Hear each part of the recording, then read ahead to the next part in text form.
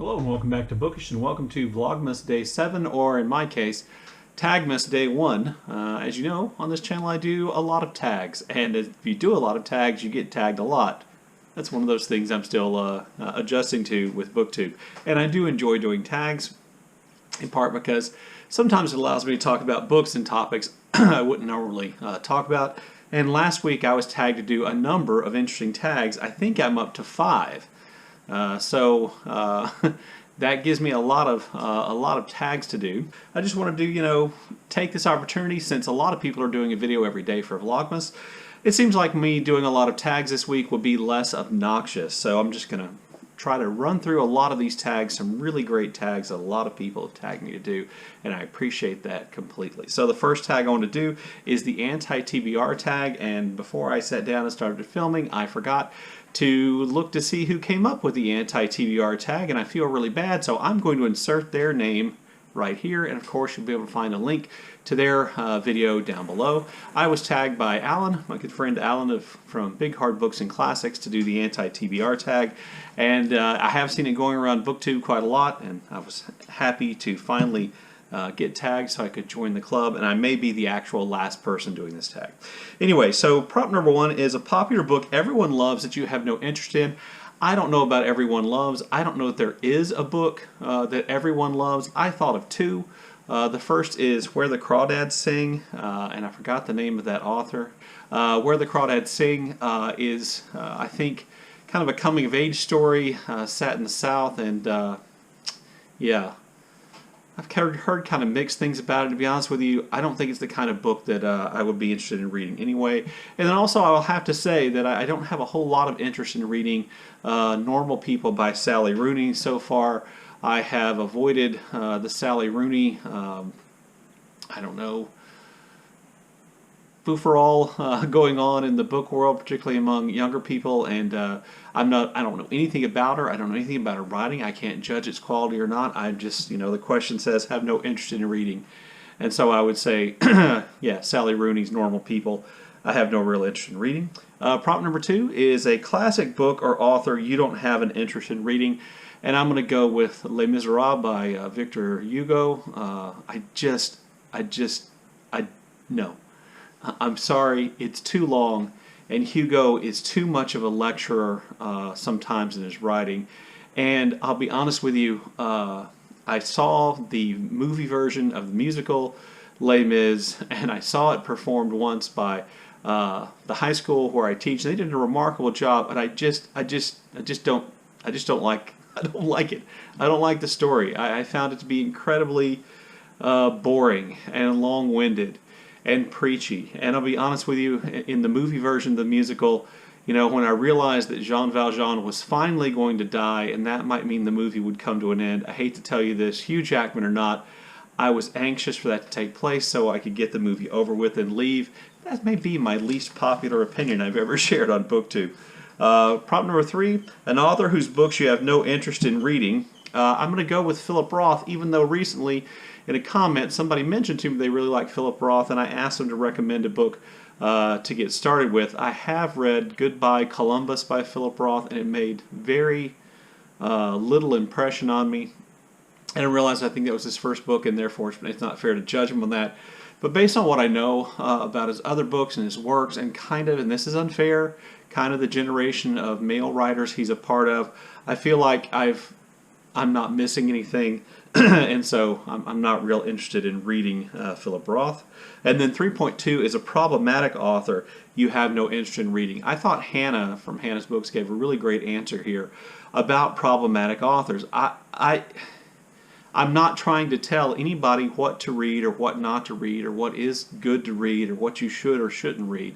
If you will choose to read problematic authors, whether, it's J.K. Rowling or someone else, that's your business, and you get to make that decision. But I also get to make that decision about whether or not I want to support with my money authors who I find to be problematic, who for various reasons I feel like represent ideas in their own personal lives that I don't like, and I don't want to give them my money. And I think that's a fairly reasonable kind of capitalism-based approach to that. So there are living problematic writers, I choose not to give my money to, at least anymore. Even though I've read many or several problematic writers who are still writing. The writer I chose for this is Haruki Murakami. I read The Wind-Up Bird Chronicle. I thought it was okay. I have some issues with Murakami's portrayal of women. I didn't really like the book in the first place, and from what I understand from a lot of people, that's kind of like considered to be maybe his best book, and if that's the best he can do, plus what I feel are some really problematic ideas about how he portrays women in his work, then I'm just going to skip the rest of Haruki Murakami. There you go. And I'm going to choose not to give him my money by buying his books. Prompt number 4 is an author you've read a few books from and are decided they're not for you. I chose 2 here, a classic author and a, I guess, more contemporary author. The classic author I've read books from that I'm probably never going to read again is Thomas Hardy. I realize this will upset, and I've voiced this opinion many times, that this is an opinion that's not particularly popular, but I have to be honest with you, I've given Thomas Hardy any number of tries. Last Victober, not the one this year, but the one from the year before, I read Far from the Madding Crowd, and I liked it, but again, if that's as good a response as I'm likely to have from a Thomas Hardy book, I'm not going to go on. And before you assume that that's the only Thomas Hardy I've read, it isn't. I read Return of the Native, I read Jude the Obscure, and I read Tess of the D'Urbervilles, and he's just not for me. He just isn't. I even tried giving his poetry a try, and I couldn't do it. And then another writer who's still writing, as a matter of fact, I think he just came out with a book this month or last month that I don't have any real interest in reading anymore, is Martin Amis. I've read a number of Martin Amis's books, The Information, Money, Time's Arrow, and London Fields. I liked London Fields, and I thought it was a good book. Sorry about the dogs. I thought it was a good book, but I don't think Martin Amis has anything in his books that hold any particular interest for me, and so I'm just going to skip the rest of Martin Amis. Prompt 5 is a genre you have no interest in reading. I think I've made this pretty well known. I don't have any interest in self-help books. Maybe there'll come a day when I feel like a self-help book is something I need. I'm certainly not judging you if you find meaning and value in them. I just know for myself it's not something I'm interested in reading. And I would also just essentially say any dystopian fantasy type fiction I really don't like. I didn't care for 1984. I don't care for Animal Farm. I didn't care for Brave New World. As you're going to see later, I'm not going to read the Mockingjay books. Sorry, my neighbor kid, who should be in school, is out riding his bike in front of my house today.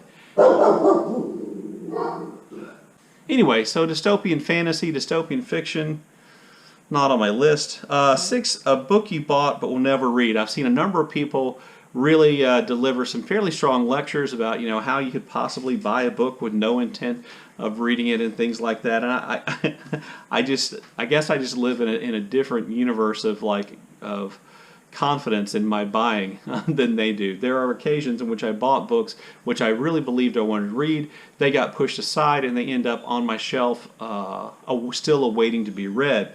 Most of those books, when I look today, most of those books are books I still have some interest or intent in reading. But I did belong to the Book of the Month Club for a year, and the reason why I stopped belonging to the Book of the Month Club was because I kept getting books that I forgot to say I didn't want. Back in the day, not sure if it still works that way. Book of the Month Club, if you didn't send off and say, I don't want this book, you got the book, and you had to pay for it. And so one of those books that I still have is The Roosevelts, an American Saga by Peter Collier with David Horowitz. And I just got this book as a part of the Book of the Month Club thing. It's not that I'm not interested in the Roosevelts. I don't know anything about Mr. Collier as a historian. I can just tell you I didn't intend to get the book. I bought it without any intent in buying it because I bought it on accident. So there you go. There's my answer to that. I wish I was always confident enough, and I wish I was disciplined enough to only go to the bookstore and buy the books I know I wanted to read right then. I know somebody made that, maybe it was Matthew at Mayberry Book Club, said that was true of them. And I wish I was that disciplined, but I'm just not. Problem number 7, a series you have no interest in reading, or a series you DNF'd. And again, sticking with the dystopian fantasy type novels, I have no interest in reading the Divergent series. My wife loves them, and I've seen the movies far too often. I have no interest in that. They don't feel particularly compelling or particularly original to me, so I'm just going to skip them. And then prompt 8, a new release you have no interest in reading, and I'm going to take the cop-out answer here because I've seen many people mention it, but it is the first book which came to my mind, is that I don't have any interest in reading Obama's new book about his presidency. Not because I don't like President Obama, not because I'm not judging the quality of his presidency, but it's a long book, and I'm not interested in political memoirs. I don't think I've read a political memoir other than the autobiography of Benjamin Franklin, maybe, or Frederick Douglass, things like that. So, and I don't count those necessarily as political. I don't have any interest in those books. Maybe I should have mentioned that political memoirs are another genre I have no interest in, because I don't. It doesn't matter who writes it. I don't have any real interest in reading it. So yeah, there you go. There's the anti-TBR tag. Hopefully, I made a few of you angry enough at my statements there and what I said to have you leave comments in the comment section below, which I always enjoy. And as always, thank you for watching.